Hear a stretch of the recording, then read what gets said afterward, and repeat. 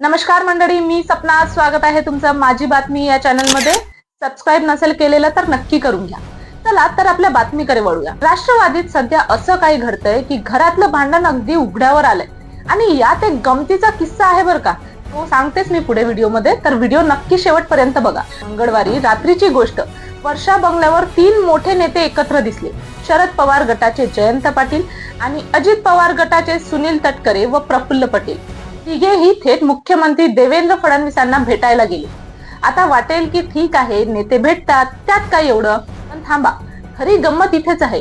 ही बातमी बाहेर येताच राजकीय वर्तुळात एकच खळबळ उडाली. शरद पवारांची राष्ट्रवादी थेट एनडीएत जाणार अशी जोरदार चर्चा सुरू झाली. मीडियावाल्यांचे फोन खणखणायला लागले आणि इथेच येतो तो गमतीचा भाग. जयंत पाटील त्यावेळी काय करत होते माहितीये का? घरी बसून फुटबॉलची मॅच बघत होते, निवांत एकदम. आणि मॅच बघता बघता त्यांच्या फोनवर मेसेजेसचा पाऊस कोसळला. अहो, ही कसली भेट, असे काहीतरी मेसेजेस येऊ लागले. पक्ष फुटतोय का? जयंत पाटलांनी विचार केला, आता उत्तर देण्यात काही अर्थ नाहीये, उद्या सकाळी बोलू, आणि मॅच बघत राहिले. एवढा मोठा राजकीय भूकंप सुरू असताना माणूस फुटबॉल बघतोय, यातच खरी गंमत आहे. दुसऱ्या दिवशी सकाळी जयंत पाटलांनी स्वतःच स्पष्टीकरण दिलं. म्हणाले, मी सीएम ची वेळ आधीच घेतली होती. मुद्दा साधा होता. माझ्या मतदारसंघातल्या नगराध्यक्षांना अपात्र ठरवण्यात आलं होतं. त्या संदर्भात मुख्यमंत्र्यांना भेटायचं होतं. आणि गंमत म्हणजे तटकरे पटेल त्यावेळी तिथे असतील याची त्यांना स्वतःलाही कल्पना नव्हती, असं जयंत पाटील सांगतात. पण खरा गेम पुढे आहे. या भेटीची साधी कल्पना सुद्धा नव्हती. कुणाला माहितीये? पक्षाच्या अध्यक्ष सुनेत्र पवार यांना. स्वतःच्याच पक्षाच्या नेत्यांनी त्यांना न विचारता न सांगता ही भेट घेतली. आणि सुनेत्रा पवार गप्प बसल्या नाहीत. थेट देवगिरीवर तटकरे आणि पटेलांना बोलून जाब विचारला. मला न विचारता ही भेट का? पण हा राग फक्त एका भेटीपुरता आहे का? नाहीये. या मागे एक मोठी पार्श्वभूमी आहे.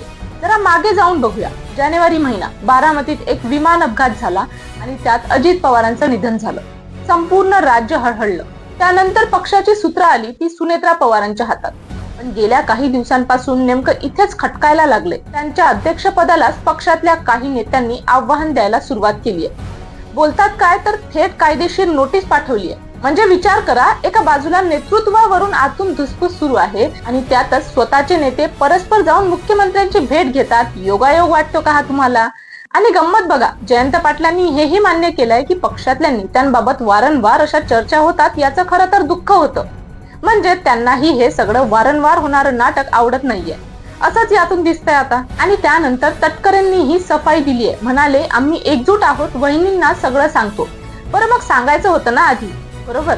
आणि हाच खरा प्रश्न आहे. जर सगळे एकजूट आहेत तर मग गुप्तपणे का भेटतात? आणि जर काही लपवायचं नाहीये तर अध्यक्षांना डावलायची गरजच काय? तर मग खरं काय? हा नुसता गैरसमज आहे की सत्तेच्या नव्या समीकरणाची ही फक्त सुरुवात आहे?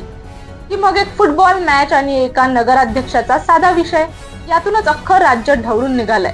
तुम्हाला काय वाटतं? कमेंट सेक्शन मध्ये आम्हाला नक्की सांगा. आणि व्हिडिओ आवडला तर लाईक, शेअर आणि सबस्क्राईब करा. धन्यवाद.